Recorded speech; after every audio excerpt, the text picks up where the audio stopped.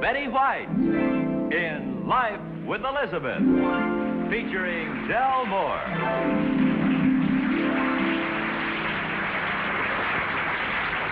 Incident number 1 in the life of Elizabeth occurred because of Bill Dunning. That's all I remember.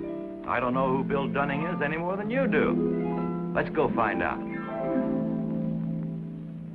Elizabeth, who's Bill Dunning? Well, I seem to remember this episode's about somebody named Bill Dunning. Oh, they're dunning you to pay your bills. I remember now. The collection agency. Sorry, I didn't see him. I fixed the fuse, sweetie. Remind me to get some 20-amp fuses the next... You're staring, Elizabeth. Alvin. Hmm? How are you fixed for shoulders? I'll go get them. I'll lift them in my coat. I think the time has come for me to tell you the whole story. Good. Time to stop staring and start sharing. Well, first of all... Wait a minute. I think I made a profound remark. Stop No, you staring. didn't. No? Go ahead. Read this. Dear customer, through an oversight, you have neglected to pay for the $4.95 purchase you made at the Emporium department store on January 17th. The Emporium has seen fit to turn your account over to us. At this stage of the game, we always take the attitude that to err is human, to forgive divine. We can't wait to forgive you. Please send your check immediately, payable to either Mr. Steele or Mr. Fist, care of the Steele Fist Collection Agency. How about that? Is that a threat or is it? They can't wait to forgive us. I don't see anything threatening about it. Well, how about the Steele Fist Agency? I bet they had to hunt all over town to find two men with the names Mr. Steele and Mr. Fist. They probably had to settle for that. They couldn't find anybody named Mr. Brass and Mr. Knuckles or Mr. Broken Bottle or a midget named Sawed-Off Shotgun. Are you mad or scared? I'm mad. I hate threats. Why? They scare me. Oh. Now, look, why don't you settle the whole thing and pay the bill? Because I don't think I bought anything at the Emporium on that day for $4.95. You don't think? Oh, I was in the store around that time. I was buying a present for your boss, and you know I'd never spend that much money on Mr. Fuddy. Maybe that's why I never get a raise. Why don't you just forget the whole thing, honey? Forget it? How can... They won't let me... Look at this. This is the second letter. You notice it's on cheaper paper. Customer. I'm not even a dear customer anymore. Mr. Steele didn't get your check for $4.95, so he consulted with Mr. Fist. Mr. Fist didn't get your check either. They were forced to conclude you didn't send the check because Mr. Steele and Mr. Fist very seldom lie to each other. Are you still scared? Well, sure I am. What kind of a mind would sit in a dingy office and write up a letter like that? They might do anything. So you got 2 little letters. 2? Look here. Look. This one came about 3 months ago, and this one arrived about a month later, and since then they've been coming in every second day. Why didn't you tell me? Here's number 3. Why didn't you tell me about it? Because I'm sure I didn't buy the whatever it was for $4.95. This is on foolscap with lines. This is the cheapest stationery we have. We want you to feel at home. No to you, no check for $4.95. The next one was just a red card. It says, well, I tell you, darling, it's a regular war of nerves. Are you sure that you didn't buy anything at the Emporium for $4.95? I'm absolutely almost positive. Well, that almost isn't too good, I'll tell you that. Here's one that isn't addressed to you. It's addressed to Mrs. Mudd. Read it. We realize your name isn't Mudd, but it will be if we don't get the $4.95. They alternate between threats and sarcasm. This one's sarcasm. Gee, they must have a group of psychiatrists or something down there right now. Oh, look out, it's a bat! Look out, it's a bat! Weapons. See? Funny? Put this in your wallet with the rest of the moths. Look at that. What are you laughing at? They reduce me to a state of quivering nerve ends and you laugh. You're supposed to get mad. Honey, I'm sorry. Look, I'll admit their methods are a bit odd, but I don't see anything to get upset about. Oh, you don't. Well, maybe this will strike a little closer to home. What does it say? Well, it's another card. It's burned all around the edges. Go on, read it. You wouldn't let this happen to your husband's job for a measly $4.95, would you? I don't get it. Well, what did they burn around the edges with? They're threatening to have you fired. Elizabeth, it seems to me that you could keep track of your purchases a little better than this. Alvin, the least we can do is stay on the same team. Look at here. I'm going crazy. Look at these. This one says, we're waiting. This one says, all right for you. This is a piece of the rope we're at the end of. Those nosy busybodies will be calling Mr. Fuddy just because you can't remember a little purchase of $4.95. Oh, honey, what are you crying about? I'm scared. Oh, there's nothing to be scared of. After all, they haven't threatened you or anything. Yes, they have. Oh, they haven't.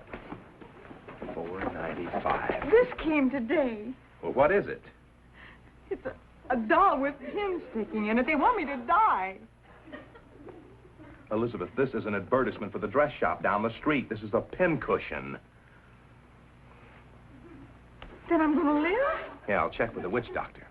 I can't for the life of me understand how you could just forget a little thing like a $4.95. I shall leave you at this point, Elizabeth. Alvin. Me? That's the guilty look, Alvin. Do you have something to confess to you, Elizabeth? Well, I did buy some golf balls at the Emporium. And with the tax, they might just possibly have come to $4.95. They were on sale. It would just... You may leave me at this point. Thank you, Miss.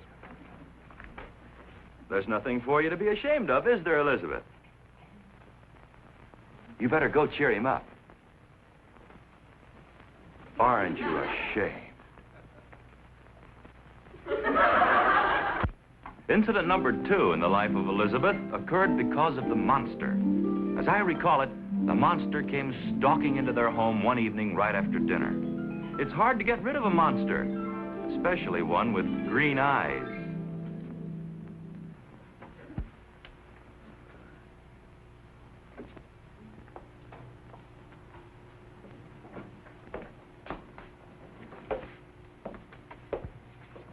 Set your hair on fire someday doing that. Yeah.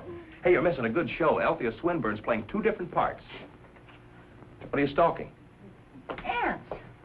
Look, hon, they go all the way across there, and up there, and across under there, and down there. Huh. Althea who? Swinburne. Say, why don't you put some powder where they start? Well, I don't know where they start. They're going in circles. Well, they start from outside. Put some powder on the windowsill. I did that this morning. This is a detour. Who's Althea Swinburne? Swinburne. Look, honey, if you put the powder all along here instead of all in one spot, it'd work. Oh, I'm going to miss the last act. Come on, watch your work, honey. I don't even know who she is. Well, sure you do, sweetie. Remember the movie the other night? She was sort of third assistant hairdresser to Madame Pompadour, wasn't it? Oh, you mean the one with the... Oh, yeah. Say, where have you been? She's a big star now. I didn't know the picture was that old. Oh, honey, you're just behind times. Come on. No, I think I'll stay here with the ants. One old ant to another.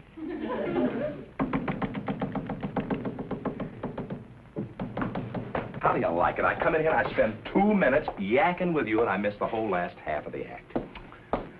I was under the impression we were discussing a matrimonial problem. What matrimonial problem? I thought we were talking about the eradication of insects, but I find we were just yakking about ants. You mad at me? No, of course not. Let's yak about our happy marriage. Atta girl. I thought for a minute or two you were mad at me. Hey, honey, where are the matches? Tell me more about Healthy Swinburne. Althea, E-L-T-H-I-A. Honey, I can never find a match in this house. Alvin. Hmm? Do you love me? Well, sure.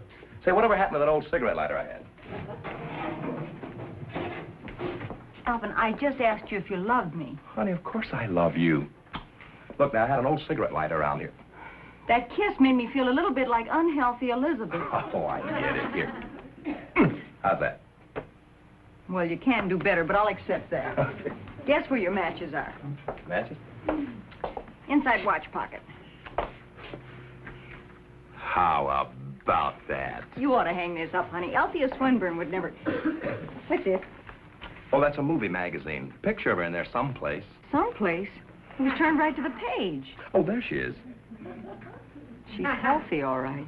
Funny part of it is she can act. You should have seen her on television just now. She played two parts, two sisters. One was the grand lady of the manor, and the other one was real slinky. You can talk plainer than that. Well, let's go relax. Oh, don't lose the magazine, honey.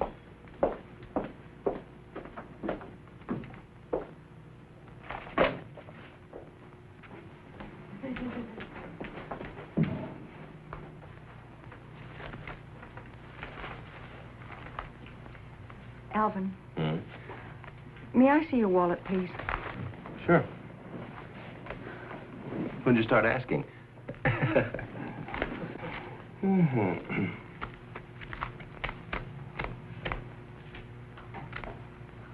What happened to that picture of me? Oh, yeah, I meant to tell you about that. You remember when I got that last traffic ticket? For going too slowly on the freeway? I remember. Well, when the cop asked to see my driver's license, I accidentally tore your picture in half getting out the license. Alvin, that was 6 months ago. Yeah, I know. Well, I just keep forgetting to ask you for another one. You know how it is. Well, there's such a thing as pasting a picture together.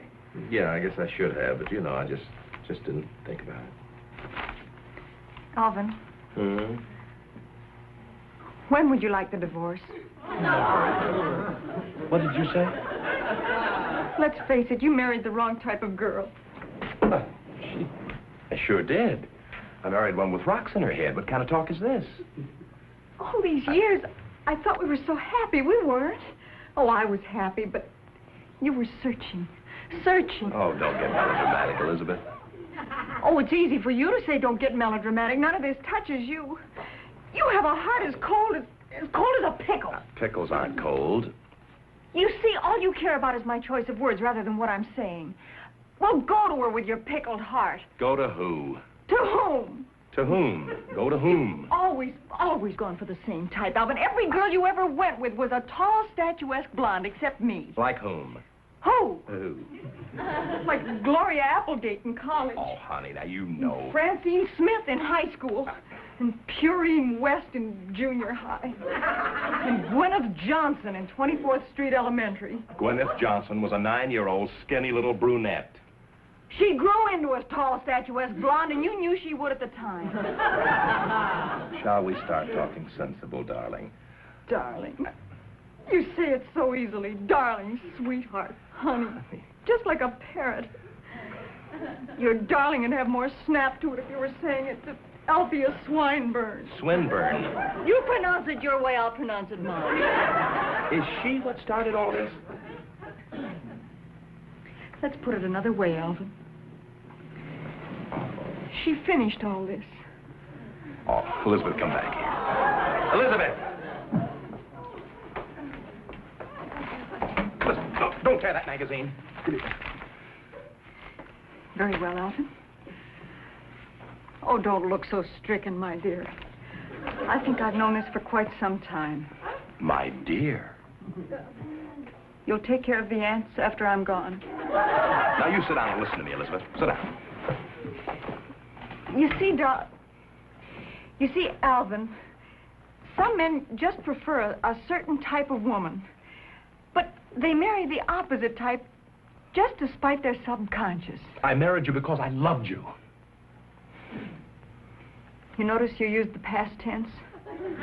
You loved me. As in, you used to love me. Used to? Yes, and you're also used to me. I didn't say that. Don't yell, Alvin. No. I think what you ought to do is find a girl like Althea and forget me. After all, the magazine says she isn't married yet. The two of you could get married and live quietly somewhere where you can be happy. That's more like it. Now we can talk. Alvin, why did you marry me? I'm short and dumpy. You're not. You're beautiful. Present tense. Didn't we take each other for better or for worse? Oh, there's a compliment. I'm sorry. I'm so much worse than you took me for. No, honey, I married you because I love you.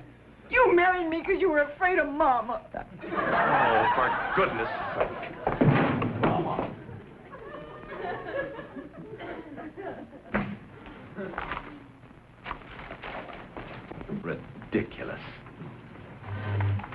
type girl you prefer, I don't see why you should be stuck with me.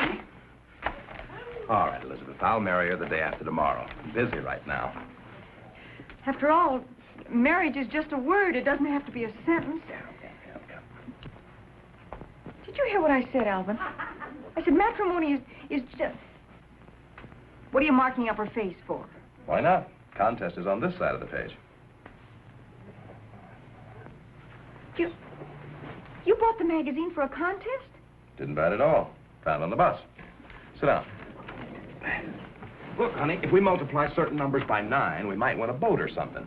Okay, get a pencil. You're good at this sort of stuff. There's one over there. 9 by 9. Alvin, do you mind if I do just one thing? Could I put a mustache on Althea Swinburne? Be my guest. 9 times 9 is 73. 60. Elizabeth. Thanks for getting jealous. You're welcome.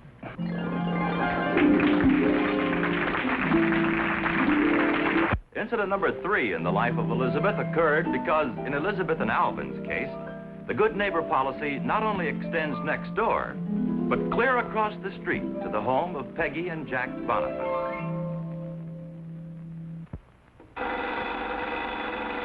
Answer it. I made the sandwiches. You're eating them, too. Hey, honey. Hello? Hi, don't turn it back up. Hi, Jack. How are you? Jack Boniface. What can we do for you, Jack? Yeah, Elizabeth, now, this might sound kind of silly, but Peg's Uncle Hubert is with an agency. Yeah, and Peg and I have been writing a bunch of jingles for the agency for Uncle Hubert, for the television. You know, for fun, for free. Unless, of course, maybe they're good enough to be paid for them. Well, we wondered if you'd be good enough to listen to the jingles before Uncle Hubert listened to the jingles. Peg's Uncle Hubert is lost in the jungle. Oh, my God. Ask him, can we do anything? Jack, is there anything we can do? Well, we wondered if you'd see if we're on the right track. He wants us to help track him. Oh, my gosh. Listen, Don't help. look, Jack, you bring the maps over. Alvin's good at this sort of thing. Now, don't worry. We're out in the den, and just come right on in. The back door's open. Right. Bye-bye. Okay, honey, bring all the stuff. Are you sure they don't mind listening to No, jingles? of course not. Incidentally, Elizabeth said something about bringing over some maps for some reason or other. Maybe they're going on a trip or something. Anyway, there's one in the car. Good. Here. Did they say what jungle the old boy was lost in?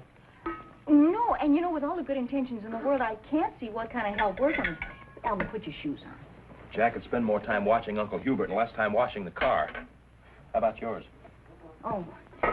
Well, it's Peggy's Uncle Hubert, and you know how nervous and high-strung she is. Oh, gosh. So if they act a little strange, now don't think... Here they are. Now listen, just remember the one thing we have to do is stay calm. Like nothing happened. Here we are, kids. We're all here. Come on in. Hi. Peggy. How are you? Alvin? Jack. How are you? Come on over. Fine, thank you. Hope you don't mind our bringing our problems to you. Listen, what are friends for? Here's the map, Alvin. Still the one we have. Well, that'll give us a starting point anyway. Well, how long's it been since you've seen him? Who? Peggy's uncle. Oh, a couple of weeks. Peggy wants to sing to him over the phone. Can you imagine that? He's cracking up. Where was Uncle Hubert last seen, Peggy? What's zeros? Oh, Show him the one about the lion and the tiger. what's he so happy about? I think they're both cracking up. Nerves. Got it? Good. Here we go. Now remember, this is visual. The angry lion says... And the peevish tiger says... But the very best is the fit you get when you wear Fitzsimmons shoes.